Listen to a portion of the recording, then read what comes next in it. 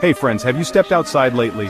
If you're anywhere along the East Coast from Washington, D.C. to Boston, you probably already know what I'm talking about.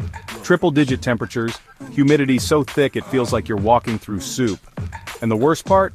This isn't just a one-off heat wave. Experts are saying this could be part of a much bigger, scarier pattern. But there's more to this story than just sunburns and sweat. Today, we're digging into something most people aren't even talking about. How extreme heat affects your body, your mental health, and surprisingly, how nature might be part of the solution.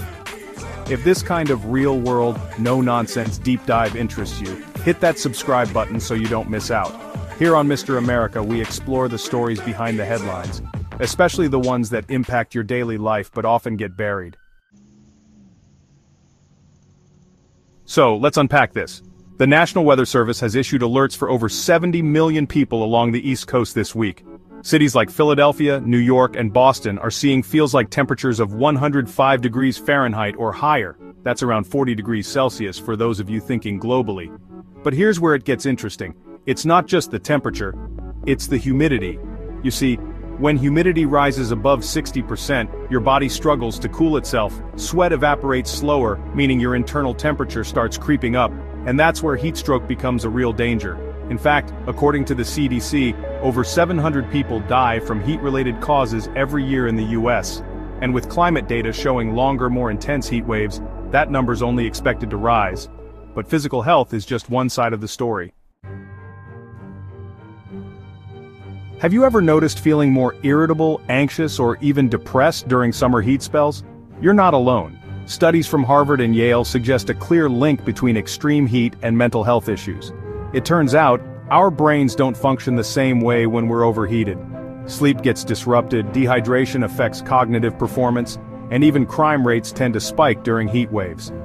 One 2023 study published in Nature Climate Change found that every 1 degree Celsius increase in temperature correlates with a 0.5% rise in suicide rates in certain regions. It's chilling, in every sense of the word. And let's be honest, mental health already takes a back seat in public conversations. Add unbearable heat, financial stress from high electricity bills, and the general feeling of being trapped indoors. And you've got a recipe for what experts now call summer depression. What do you think? Have you personally noticed your mood dipping during extreme heat? Drop your experiences in the comments. It helps others know they're not alone. Okay, so what can we actually do about this? First, the basics. Stay hydrated. Sounds obvious, but dehydration sneaks up fast. Limit outdoor activities, especially during peak sun hours. That's like 12 to 4 in the afternoon. Wear light, breathable clothing. And if you don't have AC, public libraries, malls, or cooling centers are honestly lifesavers. But here's the twist. While heat makes cities suffocating, research shows that spending time in nature, even for short periods, can dramatically reduce stress, lower your body temperature, and improve your mood. It's called forest bathing, a practice from Japan known as Shinrin-yoku. No, you don't literally bathe, but immersing yourself in green spaces lowers cortisol levels, that's the stress hormone, and boosts your overall mental resilience. Even urban parks help. Trees cool surrounding areas by up to 10 degrees Fahrenheit, provide shade, and just seeing greenery reduces anxiety. And yes, before you rush outside, only do this if it's safe, well-shaded, and you're prepared.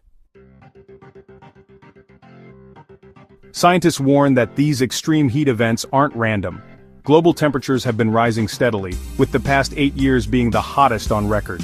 Increased greenhouse gases trap more heat, leading to stronger heat domes, those atmospheric phenomena responsible for these intense, lingering heat waves.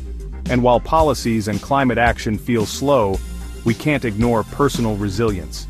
Knowing how to protect your body, your mind, and seeking nature, even small green patches, might sound simple, but it honestly makes a difference. And speaking of community, if you've made it this far, maybe consider subscribing. We break down real-world issues without the fear-mongering, just grounded, human-focused perspectives. Heat waves will keep coming, that much is certain. But how we respond, mentally and physically, determines whether we just survive or stay resilient. Urban planners are pushing for more green spaces, reflective building materials, and better cooling infrastructure. On a personal level, it's about awareness. recognizing heatstroke symptoms early, staying connected to support networks, and finding pockets of nature to recharge. And maybe that's the real takeaway. Even in the middle of urban concrete jungles, small actions, whether it's planting a tree or sharing your experience, ripple outward. What about you? Have you found ways to cope with extreme heat, or maybe ideas to make your community more heat resilient? Share them in the comments. You never know who might be inspired. And hey, if this deeper look at real-world challenges feels valuable, hit that subscribe button. More conversations, more untold stories, more solutions. Right here on Mr. America. Stay cool, stay aware, and I'll see you in the next one.